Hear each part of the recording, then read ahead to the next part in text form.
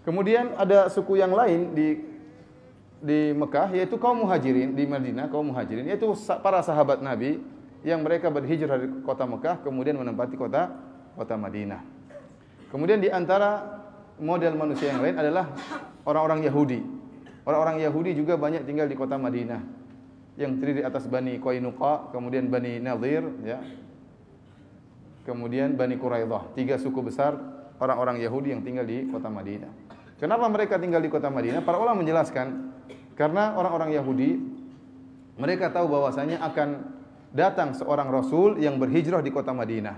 Allah Subhanahu wa taala menyebutkan tentang sifat-sifat orang Yahudi, kata Allah Subhanahu wa taala, ya'rifunahu kama ya'rifuna abna'ahum. Mereka mengenal Muhammad sallallahu alaihi wasallam sebagaimana mereka mengenal anak-anak mereka. Ini gambaran yang indah dari Allah bahwasanya orang-orang Yahudi benar-benar kenal siapa nabi terakhir. Sebagaimana seorang ayah mengenal anaknya, sebagaimana seorang ibu mengenal anaknya. Kalau kita punya anak, kita kenal anak kita ini sukanya makan apa, sukanya main di mana, bagaimana sifat fisiknya, bagaimana akhlaknya. Orang-orang Yahudi tahu betul tentang sifat-sifat Muhammad sallallahu alaihi wasallam. Bagaimana sifat fisiknya, bagaimana akhlaknya, ya, siapa teman-temannya, termasuk di mana tempat hijrahnya. Ya, kalau kita punya anak, kita tahu di mana tempat main anak kita. Ini mereka tahu di mana tempat hijrah Nabi. Bahwasanya Nabi terakhir akan berhijrah di suatu tempat yang banyak kebunnya, kota Madinah. Maka berbondong-bondonglah orang-orang Yahudi tinggal di kota Madinah, menanti kedatangan Nabi terakhir yang mereka harapkan. Dan sering sebelumnya terjadi pertikaian antara orang-orang Yahudi dengan suku Aus dan suku Khazraj, penduduk asli kota Madinah, dan mereka sering sesumbar, mereka mengatakan, ya, kalau datang Nabi terakhir kami akan menghabisi kalian. Wa kanu min qablu yastaftihuna 'alal ladzina kafaru. Kata Allah, dan mereka dahulunya orang-orang Yahudi sering sesumbar, ya, mengatakan kami akan menang melawan kalian kalau telah datang nabi yang baru. Inilah yang salah satu menjadikan kenapa kaum Ansor segera masuk Islam, karena mereka sering dengar orang-orang Yahudi mengancam mereka bahwasanya kalau datang nabi baru kami akan mengalahkan kalian. Maka orang Ansor mengatakan, kita dahului orang-orang Yahudi, kita beriman kepada nabi tersebut sebelum mereka. Maka akhirnya orang-orang Ansor beriman dengan Rasulullah SAW. Tatkala datang Nabi yang mereka tunggu, mereka tidak beriman kepada Rasulullah SAW karena satu sebab, ternyata Nabi terakhir tersebut bukan dari suku Yahudi, tapi dari suku Arab. Ini yang buat mereka tidak beriman kepada Rasulullah SAW. Intinya, Rasulullah SAW masuk dengan berbagai macam kemajmukan, berbagai macam model masyarakat tatkala itu. Bagaimana siasat Nabi SAW tatkala datang ke kota Madinah? Yang pertama Rasulullah SAW lakukan tatkala sampai di Kuba, beliau bangun masjid yang dikenal sekarang dengan apa? Masjid Kuba. Karena masjid adalah sentral penanaman akidah itu yang pertama. Rasulullah SAW pertama kali datang langsung bangun masjid. Memakan waktu kira-kira 2 minggu atau lebih, kurang lebih 2 minggu.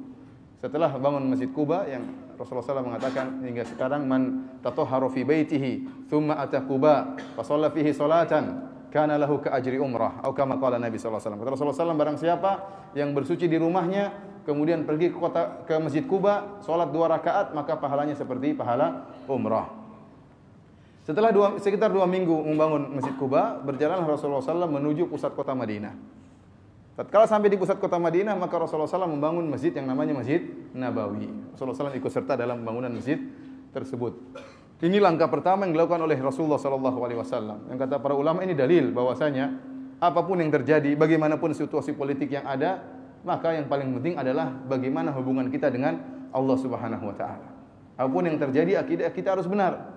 Kita meninggal atau kita selamat, apapun yang terjadi, akidah kita harus benar. Hubungan kita dengan Allah harus kuat. Oleh karena yang pertama kali dibangun oleh Nabi SAW sebagai sumber kekuatan, sebagai pusat kekuatan adalah membangun masjid. Setelah masjid dibangun, Rasulullah SAW berhadapan dengan suku Aus dan Khazraj yang baru saja mereka bertempur 100 tahun lebih. Ya, di sinilah Rasulullah SAW berusaha mempererat persaudaraan antara suku Aus dan suku Khazraj.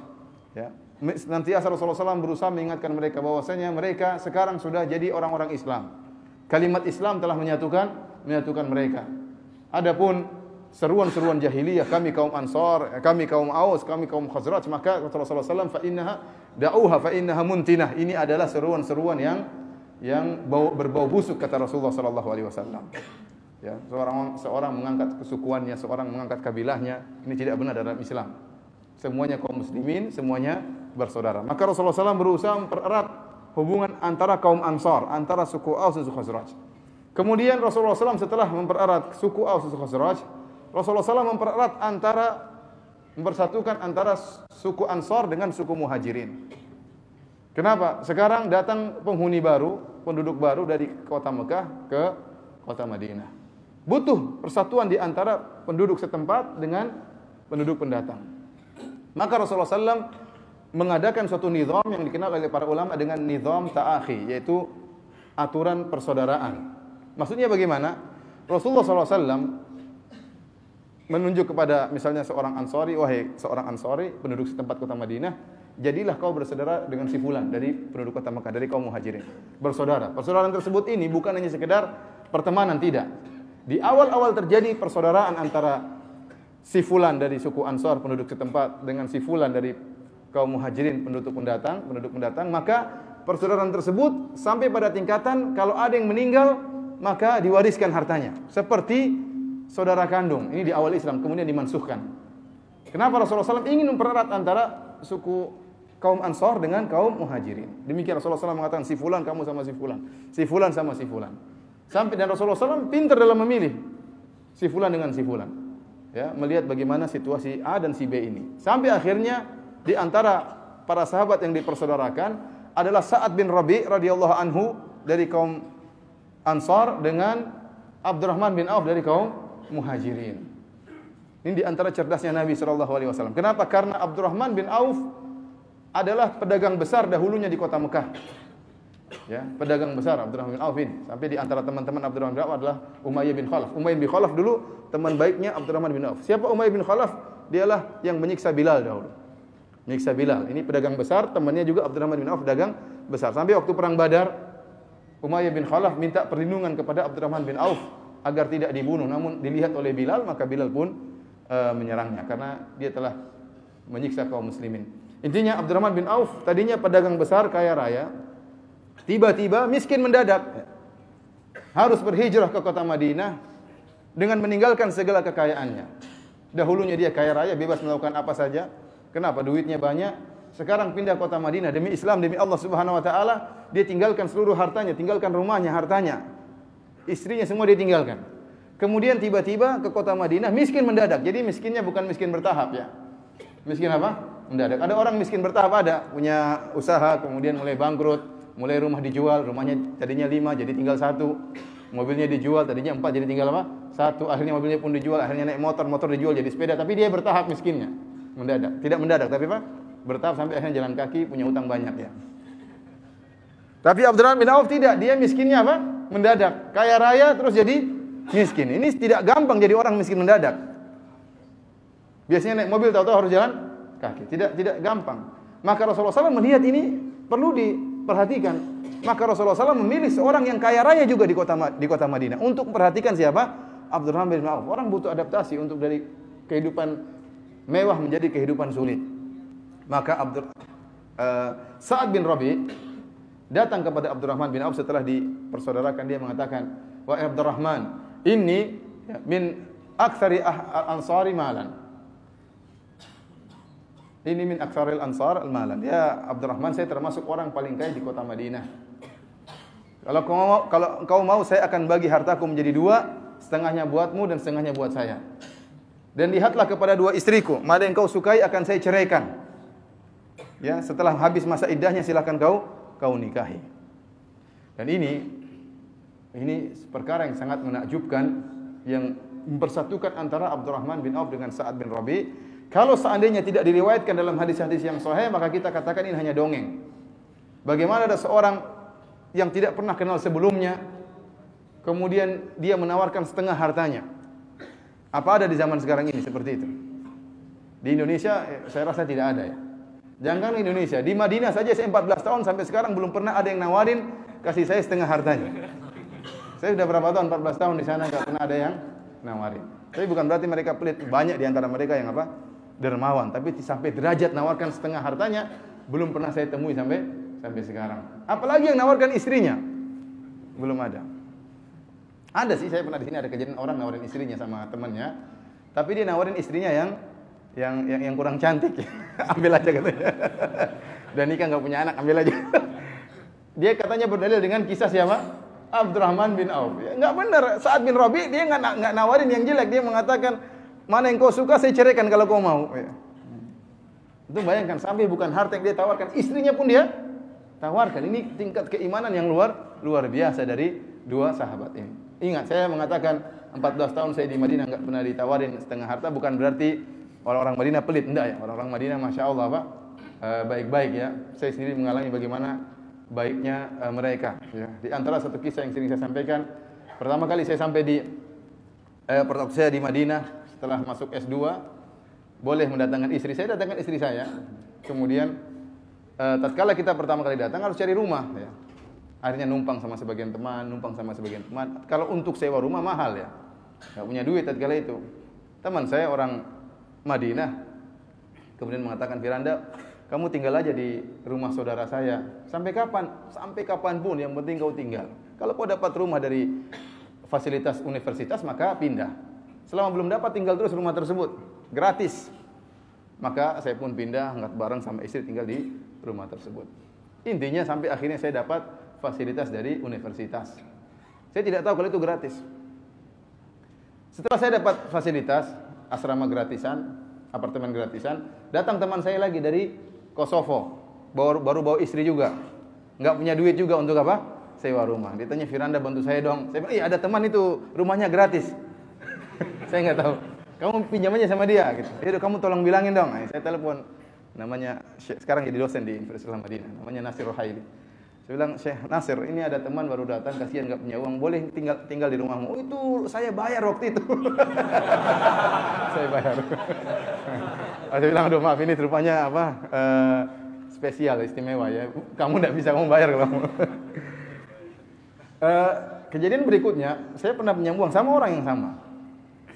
Orang ini orang alim, teman saya ini sekarang dosen dan dia hafal Quran ya, bahkan apa namanya imam masjid, hafal Quran dan luar biasa. Saya pernah pinjam uang sama dia.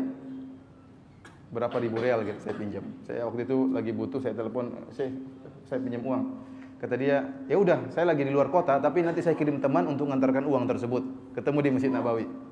Pergilah saya Masjid Nabawi, temannya datang, kasih semacam amplop, ini titipan dari Nasir, maka saya ambil. Setelah itu, bulan depan, alhamdulillah Allah kasih rezeki. Maka saya telepon dia, saya bilang, Fulan, Nasir, saya ingin bayar utang saya. Oh gitu ya, iya. Terus, kapan antum di mana? Saya mau nganterin nih utang saya. Tidak lama kemudian dia SMS. Apa isi SMS-nya? Dia bilang, wahai akhi, kata dia, wahai saudaraku, sungguhnya di antara amalan yang mulia adalah menyenangkan hati saudara. Dan saya, bahagia, dia bilang gitu, saya bahagia kalau kau menerima hadiah dari saya. Itu utang hadiah dari saya. Terimalah supaya saya bahagia. Saya bilang repot kalau gini, nggak bisa ngutang lagi kalau begini caranya. Artinya, dan banyak cerita seperti itu ya. Ada pernah juga saya punya teman, saya mau pulang waktu itu sebelum S2, belum bawa istri. Ya, jadi berpisah dengan istri 9 bulan, ya repot setengah mati. Pas mau pulang, beli hadiah. Teman saya ada yang siap selalu nganterin, orang Arab. Waktu itu teman saya nggak bisa, dia bilang, Firanda saya nggak bisa, tapi saya akan kirim teman saya. Yang dikirim temannya untuk nganterin saya belanja, itu juara hafal Quran.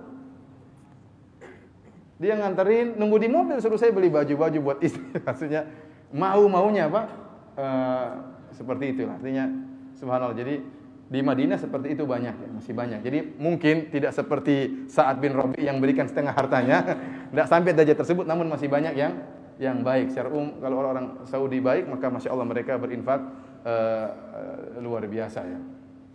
Makanya sering kita ngomong sama orang Madinah, wahai mana kaum Ansor ya, yang bagi-bagikan setengah hartanya, kemana sekarang? Tidak pernah ketemu lagi kita. Apa kata penduduk kota Madinah? Kata mereka, kaum Ansor yang suka bagi-bagi hartanya setengah, sudah pergi dengan perginya kaum Muhajirin yang kalau dikasih nggak mau.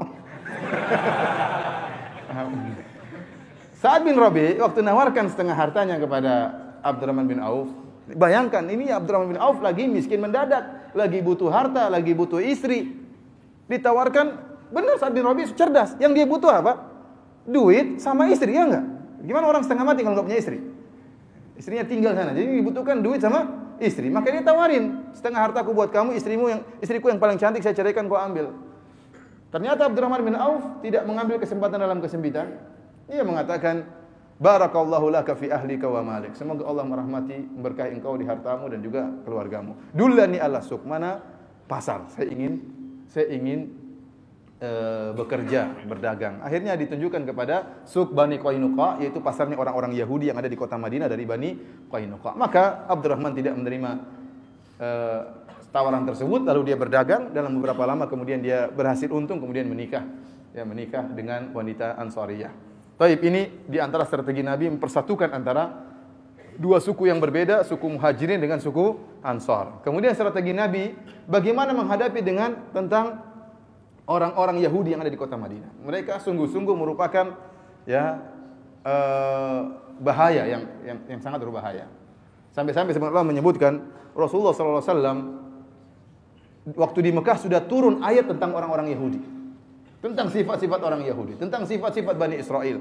Bagaimana biadabnya mereka terhadap Nabi Musa, bagaimana mereka suka membangkang Nabi Musa. Padahal Nabi belum ke Madinah.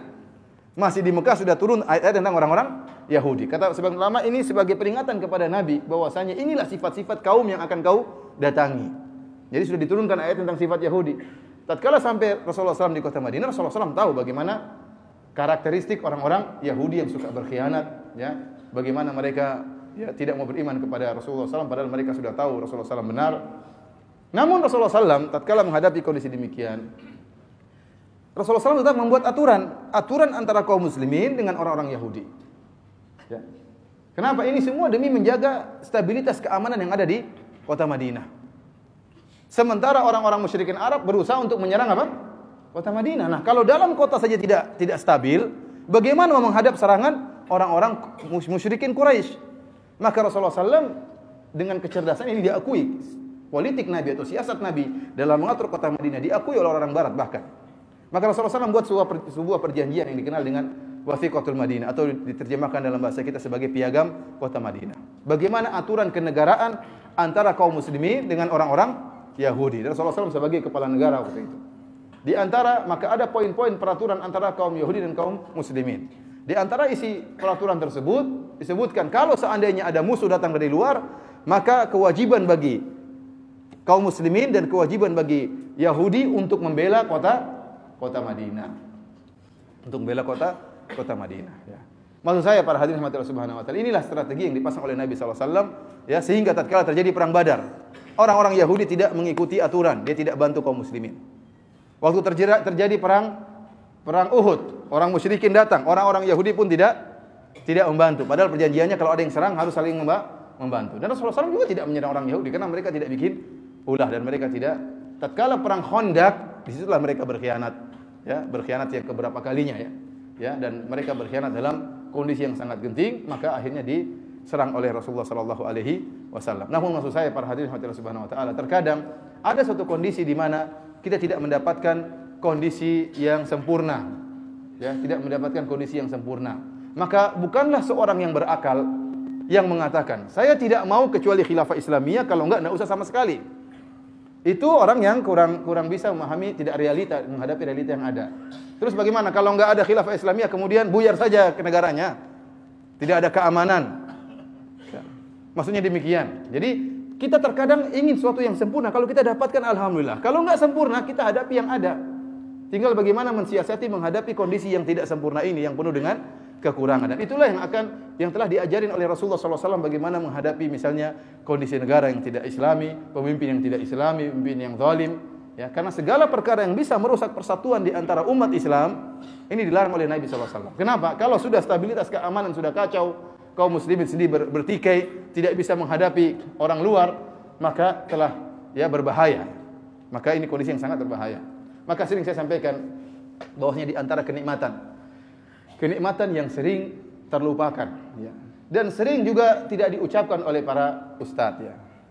Kita sering kalau ketemu orang, alhamdulillah, segala puji bagi Allah yang telah membuat kita alhamdulillah sehat walafiat, ya. Macam-macam kenikmatan demikian. Tapi jarang yang mengatakan segala puji bagi Allah yang membuat kita aman, ya. Padahal aman itu apa? Kenikmatan yang Allah sebut-sebut dalam Al-Qur'an. Seperti dalam firman Allah Subhanahu wa taala, falyabudu rabb hadzal bait alladzi at'amahum min ju' wa amanahum min khauf. Hendaknya mereka menyembah pemilik Ka'bah ini yang telah membuat mereka hilang dari rasa lapar dan telah menjadikan keamanan bagi mereka. Oleh karenanya Nabi Ibrahim alaihissalam dalam 2 ayat berdoa minta keamanan. Ya. Wa idz qala Ibrahim rabbi ij'al hadzal balada amina wajnubni wa bani an na'budal asnam. Tatkala Nabi Ibrahim berkata, "Ya Rabbku, jadikanlah negeri ini kota Mekah sebagai negeri yang aman." Dalam ayat yang lain, ij'al hadza baladan amina warzuq ahlahu minats tsamarat. Kata Nabi Ibrahim, "Ya Allah, jadikanlah kota Mekah sebagai kota yang aman dan berilah rizki kepada orang-orang yang beriman." Sebagian ulama mengatakan, lihatlah, di sini Nabi Ibrahim minta keamanan sebelum rizki. Minta keamanan sebelum rizki. Kenapa? Karena keamanan adalah kenikmatan yang paling utama. Percuma seorang sehat, percuma seorang kenyang tetapi tidak aman, tidak tentram. Dia punya mobil, dia punya rumah, tapi bagaimana dia mau tentram dalam kondisi tidak aman, ketakutan. Makan pun yang jadi enak tidak jadi enak. Susah untuk tidur. Kenapa tidak aman? Oleh karenanya Rasulullah SAW mengatakan dalam hadisnya, Man asbaha aminan fi sirbihi. Barang siapa yang aman di rumahnya, mu'afan fi jasadihi, dan jasadnya sehat, walahu qutu yaumihi, dan dia memiliki makanan pada hari itu, faka'anna mahizat lahu dunya, seakan-akan dunia telah diberikan kepada dia seluruhnya. Yang pertama kali Rasulullah SAW sebutkan adalah masalah apa? Keamanan. Keamanan, baru kemudian kesehatan, baru kemudian apa? Makanan. Oleh karenanya saya bilang, kondisi kita yang mungkin kita tidak ridho dengan kondisi sekarang di tanah air kita, saya bilang masih terlalu lebih mending daripada banyak kondisi-kondisi negara yang menyedihkan. Saya di Madinah, saya punya teman dari berbagai macam negara. Ya, di Madinah ada 120 mungkin negara dari yang sekolah di kota Madinah, dari negara-negara Islam maupun negara-negara kafir. Ya, saya sedih kalau lihat teman-teman saya yang mereka kondisi negara mereka tidak aman, terutama di negara Islam. Dari Libya terjadi kekacauan, Tunisia terjadi kekacauan, Mesir terjadi kekacauan, Yaman terjadi kekacauan. Meskipun mereka di Madinah lancar, makan lancar, ibadah nyaman, tapi mereka tidak tentram. Kenapa? Orang tua mereka di sana tidur tidak tentram. Sedih mikir adik saya bagaimana, hilang dengar berita adik-adiknya dibunuh misalnya. Jadi fitnah apa? Kekacauan.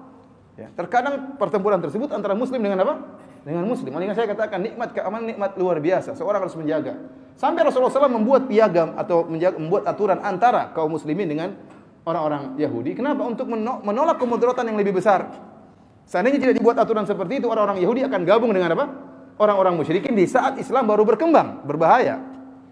Oleh karenanya, saya katakan kita berusaha menjaga keamanan dengan hal-hal yang dibenarkan dalam syariat. Oleh karena tidak segala perkara kemudian kita terprovokasi. Ya, kita melihat maslahat yang lebih besar. Saya ulangi lagi, karena ada sebagian orang yang inginnya sempurna. Kalau tidak Islam sama sekali, maka buyar, negara suruh buyar. Itu maunya apa? Maunya ribut, maunya perang. Rasulullah SAW tidak mengajarkan demikian. Rasulullah SAW menyebutkan, la yakunan sayakununa umara. Ya, akan ada amir-amir, pemimpin setelahku. La yastannuna bisunnati wa la yahtaduna bihadi. Akan ada pemimpin yang tidak mengikuti sunnahku dan tidak mengikuti petunjukku. Qulubuhum qulubu syayatin fi juthmanil ins. Kata Rasulullah SAW, hati mereka seperti hati syaitan dalam tubuh manusia. Akan ada pemimpin seperti itu. Ya. Para sahabat mengatakan, ya Rasulullah, model seperti apa kita perangi? Kata Rasulullah SAW, jangan. Rasulullah SAW mengatakan, khiyaru a'immatikum alladhina tad'una lahum wa yad'una lakum. Sebaik-baik pemimpin kalian adalah pemimpin yang kalian doakan mereka dan mereka mendoakan kalian. Dan ini subhanallah, saya di Arab Saudi sering saya dengar para khatib-khatib mendoakan pemimpin mereka. Mendoakan di mimbar-mimbar di Masjid Nabawi, Masjid Haram. Bahkan bukan cuma khatib-khatib, bahkan tentara mereka doakan, polisi mereka doakan ya. Itu yang mungkin tidak ada di negeri kita. Ini namanya umpatan-umpatan biasanya, umpatan di mimbar-mimbar ya. Baik, kemudian kata Rasulullah SAW, syiraru a'immatikum, ya. Ya kalau kita doakan, kalau dia buruk semoga jadi baik. Atau buruk parah, buruknya jadi kurang ya. Kita umpat-umpat juga enggak ada faedahnya ya. Kemudian masyarakat terprovokasi, kemudian ribut, kemudian hancur. Kalau sudah kacau, ya semuanya enggak aman. Salat pun tidak tentram, ya. Jangan bicarakan agama, dunia pun tidak enak, ekonomi terjatuh. Kemudian agama pun tidak enak, mau dakwah enggak tentram, mau salat juga enggak aman. Terus bagaimana mau berdakwah? Bagaimana makanya saya sampaikan Lihatlah bagaimana Rasulullah SAW tatkala tahun 6 Hijriah mengadakan perjanjian Hudaybiyah. Tatkala Rasulullah SAW mengadakan perjanjian Hudaybiyah, banyak orang masuk Islam. Padahal sebelumnya Rasulullah SAW berdakwah 13 tahun di Mekah, ditambah 6 tahun di Madinah. Ternyata yang masuk Islam tidak banyak, 3.000 atau 4.000 orang jumlah kaum muslimin total. Namun setelah perjanjian Hudaybiyah, jumlah kaum muslimin menjadi 10.000. Berarti dalam waktu rentan setahun setengah atau 2 tahun, masuk Islam 6.000 orang atau 7.000 orang. Kenapa? Tatkala itu adalah perjanjian damai antara kaum muslimin dengan kaum musyrikin dalam kondisi tenang. Sehingga terjadi interaksi antara kaum muslimin dengan kaum musyrikin. Sehingga mereka saling bertukar pikiran, akhirnya banyak masuk Islam. Dan antum lihat di Amerika, di Inggris, di Belanda, banyak masuk Islam. Dalam kondisi apa? Tenang. Kenapa mereka nyampaikan Islam dengan tenang? Jadi tidak mesti sebagaimana pemikiran sebagian orang kondisi harus selalu perang, itu tidak mesti. Rasulullah SAW ada kondisi mengalah terhadap orang kafir, ada terkadang peperangan, terkadang perjanjian damai. Maka jangan kita menjadikan satu kondisi harus kondisi perang terus. Ini tidak benar. Islam dibangun antara maslahat dan mudarat. Ya.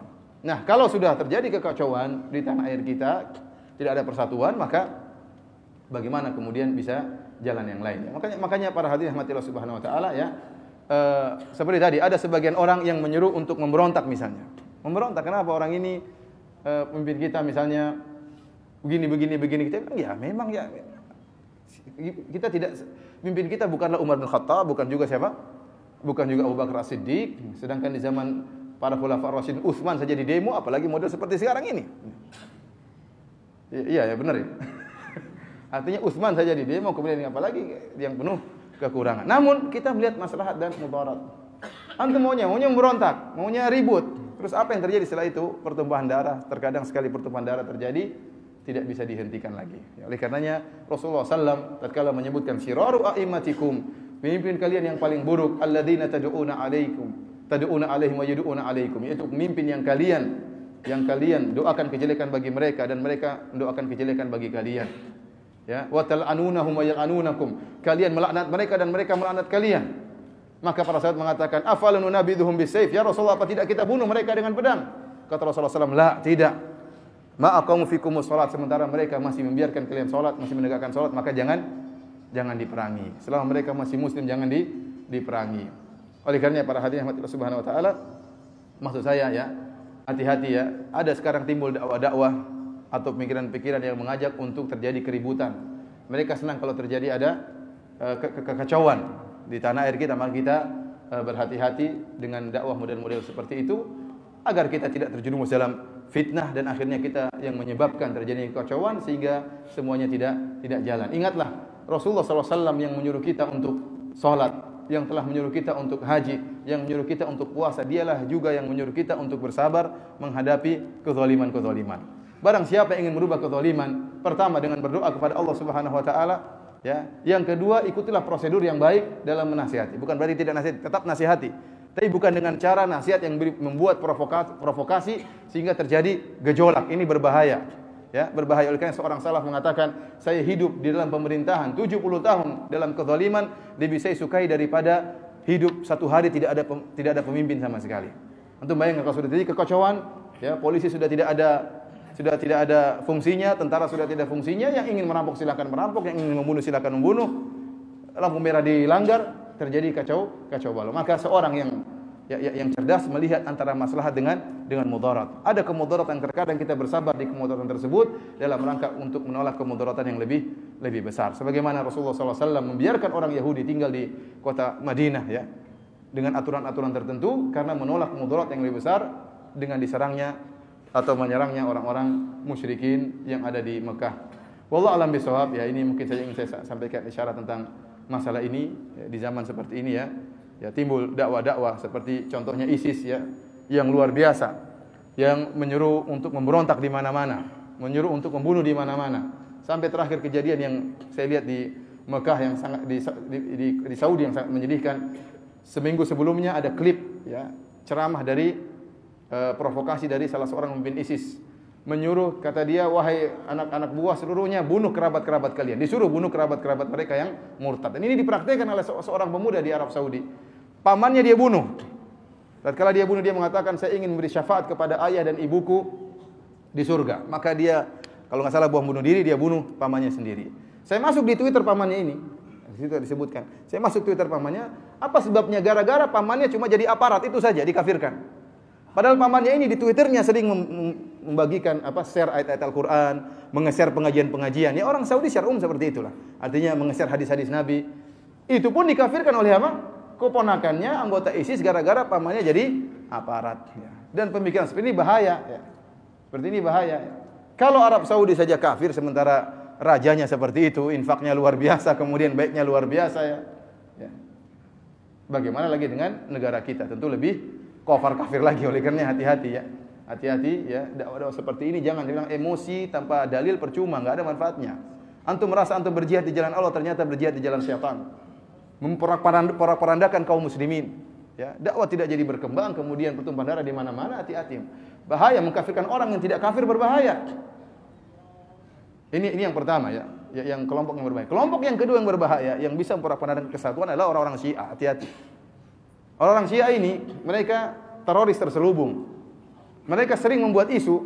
Saya mohon maaf, sekarang bukan zaman basa-basi lagi ya. Di mana saja mereka ada, di negara manapun pasti terjadi kekacauan. Di Bahrain terjadi kekacauan, di Arab Saudi terjadi kekacauan, ya di Yaman terjadi kekacauan. Di mana saja mereka berada pasti terjadi kekacauan. Dan mereka membuat isu bahwasanya hati-hati dengan dakwah Wahabi, hati-hati dengan Arab Saudi, Wahabi, kejam, suka membunuh manusia, suka menumpahkan darah. Dan ini isu yang termakan oleh sebagian kaum muslimin.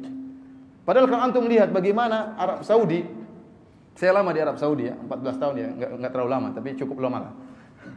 Di sana Arab Saudi, bagaimana adilnya orang-orang Arab Saudi? Mereka menggambarkan bahwasanya Arab Saudi suka menumpahkan darah, suka mengkafirkan. Padahal jemaah haji waktu pergi ke Mekah, waktu umrah, apa ketakutan? Apakah ketakutan kalau sudah sampai di Arab Saudi? Tidak ada, malah merasa apa? Tentram dan di khidmah, di servis. Bukankah banyak orang Arab Saudi tatkala jemaah haji sampai sana sering diberi bantuan? Ya, kemarin saya waktu hajian sama sebagian travel plus, ya kita nginap di suatu hotel. Setiap kita ke masjid, pasti ada orang Arab datang dengan mobil GMC-nya, mobil mewahnya, bagi makanan, bagi buah-buahan, bagi sajadah dibagi. Kemudian bagi al-baik atau seperti macam Kentucky Saudi. Sampai setiap pulang dapat bawaan. Orang-orang travel pasti tanya, ini siapa Ustaz mereka kok? Saya bilang, ya begitulah orang-orang Arab Saudi. Kalau bagi enggak perlu selfie-selfie. Jadi bagi gitu saja terus pergi, enggak tahu ini siapa, enggak tahu, bagi gitu aja. Kita kadang bagi 20.000 harus selfie dulu ya. Ini bilang itulah Arab Saudi. Apa dia pernah tanya ente Ahlus Sunnah, ente Wahabi, ente enggak pernah tanya-tanya. Saya tanya kemarin juga orang bikin isu, saya bilang sama waktu itu pengurus masjid, ente dapat masjid dari Arab Saudi. Iya benar. Waktu Arab Saudinya datang ke sini, apa tanya-tanya ente Wahabi atau bukan? Kalau bukan Wahabi enggak dikasih apa? Masjid. Mana pernah orang Arab Saudi seperti semuanya dikasih masjid. Dia ada masjid-masjid di tanah air banyak sekali. Dari mana? Dari Arab Saudi, dari Kuwait. Enggak pernah tanya-tanya siapapun dikasih masjid. Mana buktinya mereka mengkafir-kafirkan? Enggak ada. Kalau berbicara ini syirik, ya harus dibicarakan. Minta kepada penghuni kubur syirik, ya kita bilang syirik. Tidak mungkin kita bilang, oh itu enggak apa-apa, itu ibadah. Enggak boleh, berdosa kita di sisi Allah. Tetapi kita mengenai syirik, namun yang melakukannya belum tentu musyrik. Oleh karenanya, isu yang mereka buat luar biasa. Lihatlah, orang-orang Syiah lama tinggal di Arab Saudi. Mereka dari dulu tinggal di Arab Saudi. Arab Saudi memberikan kewarganegaraan kepada mereka. Dan mereka diberikan fasilitas sebagaimana warga negara yang lain. Orang-orang Syiah di Madinah ada. Kemudian di Dammam ada, di Qatif ada, banyak di Arab Saudi. Mereka juga sekolah gratis sebagaimana penduduk Saudi yang lain. Mereka juga kalau berobat gratis sebagaimana penduduk yang lain, ya.